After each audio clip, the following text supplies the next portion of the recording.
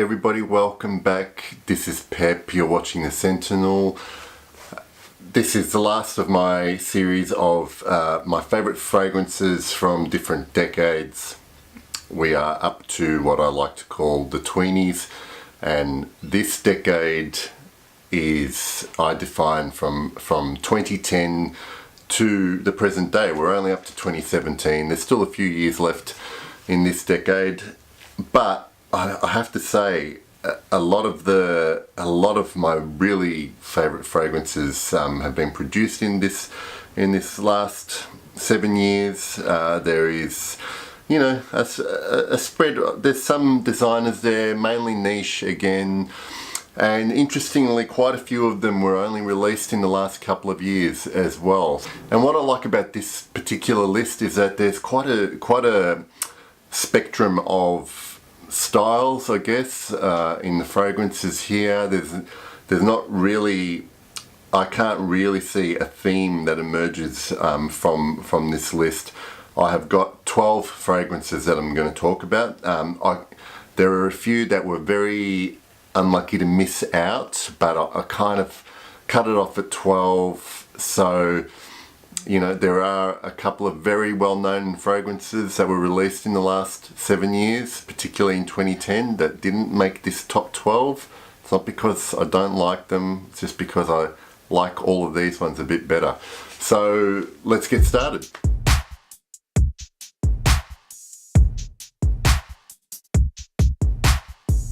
Okay, so this first one, I'll count down from 12. It was released in 2016.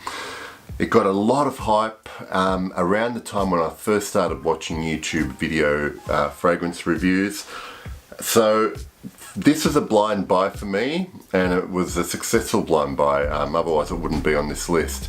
The descriptions of it really drew me in, and I wasn't disappointed when I first wore this. And this was the first.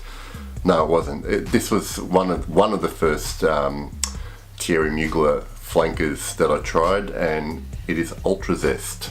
Okay, so it's just this lovely creamy orange vanilla patchouli combination that just works. I find that it's great pretty much all year round. It's heavy enough for the cooler months, and it has that zestiness that you want for the warmer months.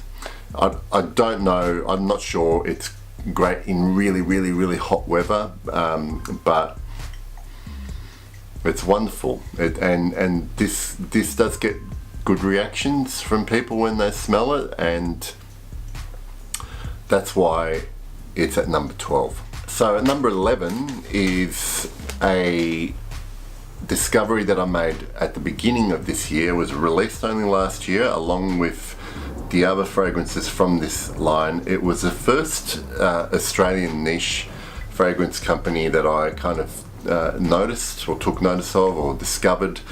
And this was pretty much love at first spray, and I was recently very lucky to obtain a bottle. This is Pacific Rock Moss. Okay, so this is one of the best marine / aquatic fragrances that I have tried. It's one of the best in my collection, I think, and I struggle to think of anything I like more than this. As the name would suggest, there is a mossiness to this, but the combination of the opening citrus notes and the mossiness really give you that sense. Oh, that's fantastic. Give you that, when you're wearing it, it's very refreshing and gives you a sense that you are walking along a rugged coastline and you're getting the sea spray in your face, and it's just a great take on an aquatic. It's nothing like your standard Acqua di Gio and those kind of things, and I really highly recommend people give this a try, particularly for the warmer seasons. It's Pacific Rock Moss from Goldfield and Banks. So on number Number 10 on the list is one that I only discovered this year. I got a small sample of it and I was really quite blown away because this year I've really gotten into the Fougere family of fragrances, and this release from Amouage took me by surprise because it wasn't quite like anything else Amouage had done before, and that's Bracken Man. And what I love about this one was that it has a great spiciness. It has fantastic performance as you would expect from an Amouage fragrance, but usually when you get into the Fougere family, like sometimes performance can be wanting, but this thing just lasted all day, and there's also a wonderful body to this fragrance. It gives it quite a bit of weight with that, with all the great green notes that you would expect from something from that class. And I think it's gone a little bit under the radar, just because it was released last year, and it seems that there were lots of great releases last year, but Bracken Man is one certainly that I will eventually want to get more of, whether that be a full bottle or a larger decant, and I enjoy wearing that. It's probably good for most of the year, and certainly one from Amouage that shouldn't be overlooked. Okay, so at number 9, the original was actually released in the previous decade, but this version that I have is of Tom Ford's Black Orchid. This is the Eau de Toilette version. So this makes this list because it was released in 2015. And I have tried the Eau de Parfum version, and that is really, really nice. It's essentially, the same fragrance, but for some reason the EDT works a little bit better for my skin because it doesn't sit as heavily on my skin, and there is that, I guess for want of a better description, a bit more lightness and movement to it. So that's Black Orchid Eau de Toilette version from 2015. Number 8 was released in 2011. This is also a kind of re-release of an original classic from Yves Saint Laurent. This is M7 Oud Absolu. This is from the La Collection series. So it is based on the original M7 that was released in the previous decade, but there are slight differences whilst retaining, I believe, because I've never actually smelled M7, whilst retaining a lot of the essence of the original M7. I really, really love this fragrance. It's one of my favourite modern Western oud fragrances. Has a lovely mandarin orange note that it opens up with, and then the rest of it is just beautifully smooth and elegant and classy. It's a great fragrance for formal wear. It's nice to suit up in, but also versatile enough to wear most other occasions. Certainly for work, I think it's a pretty safe fragrance. Have done a video on it, I'll link to. So that's Yves Saint Laurent's M7 Oud Absolu. At number 7 is a Le Labo fragrance. Le Labo are quickly becoming one of my favourite fragrance houses. They're not universally loved by everybody, but I've really liked everything I've tried from them. And there's a few that I have. This one is Santal 33.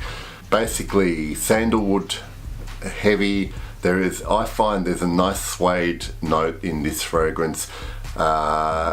People complain about some kind of pickle note that they get in there. I personally don't get any of that on my skin.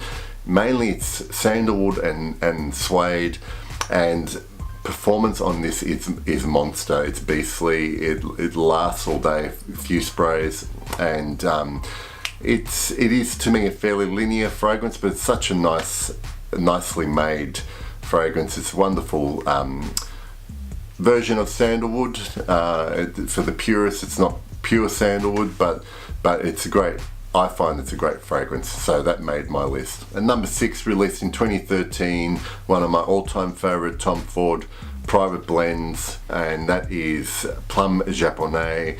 Beautiful, beautiful, heavy, juicy plum oud spices, real oriental style fragrance from Tom Ford. And I personally don't think there's been anything as good released since Plum Japonais was released, and this one also made my top 5 Tom Ford fragrances, which I'll also link to. From 2015 at number 5, the only I'll preface this by saying I haven't tried many Francis Kurkdjian fragrances. This makes number 5 because I was blown away when I first tried this. I've got a small sample of it and I'll be getting more of it. This is Oud Satin Mood from Francis Kurkdjian's MFK, and this combination of, I have a lot of oud rose combination. This has the added sweetness of vanilla in it, but what can I say other than the name really says it all. Rose doesn't overpower, oud doesn't overpower, and it is like wearing a satin fragrance. It lasts all day. It's just a beautiful, wonderful smell. Now I got this in a sample pack with a few other fragrances, including Baccarat Rouge 540, and I was so underwhelmed by that fragrance, but that's for another video. Oud Satin Mood blew me away, and I certainly will be looking for more of that, and that impressed me enough to make it to number 5 on this list. At number 4, another release from last year, one of a few of Nasomatos that I've tried, but this one I tried a few months ago on my skin without thinking too much about it. It's just I was spraying and it just on my skin really came to life. It's got a magnificent realistic whiskey note opening, and then gets woody and almost chocolatey, and it gets woody and musky and ambery, but it all, those individual notes are very hard to pick out because they're all blended really beautifully to just create this lush dark fragrance on my skin, and great performance. It's an extrait de parfum, so you would expect that. It's not too loud a projector, and it just does what you want it to do on your skin. So that's Nasomato Baraonda. At number 3, this has become a classic and already had a new version created, but this is from 2012. This is from Christian Dior. This is Eau Sauvage Parfum. I'm talking to you about the original 2012 formulation. I've only tested the new recreated 2017 version, which smells reasonably close, but there are minor differences, and those differences make it, in my mind, a little bit inferior to the 2012 version. Official listed notes are bergamot, vetiver, and myrrh. 3 notes. There's probably more going on, but that combination in this fragrance, it just reeks class, masculinity, old school, beastly performance, amazing, works amazingly well on my skin. It projects. You don't need too many sprays, but that blend, and you do get a progression. You do are able to pick up all those notes. And to me, the star of the show in that fragrance is the myrrh. And in 2017, it's been replaced with benzoin from memory, and I smell the difference. Even though the 2017 in its own right is pretty good, I've tried to. I'm going to try and stock up on the 2012 version because I truly love it. Okay, at number 2, a new discovery from this year, released in 2016 from Australian artisan parfum house. Fort and Manlay. I've done reviews on it. This one basically rocketed into my top 5 as soon as I tried it. got a bottle. This is Confessions of a Garden Gnome by Fortin Manley. Beautiful green, woody, ambery. It is supposed to represent the 4 seasons changing and what the garden gnome experiences over those 12 months. And in a wearing, as per my review, which I'll link to, you kind of get that all happening on your skin. And it's just an experience to wear this. If you can get the Discovery sample set from Fortin Manley, this will be one of them, obviously. And I know, speaking to other people, that the others in the house are some of their favourites. This one is my favourite, but they're all fantastic perfumes, and I highly recommend trying them out.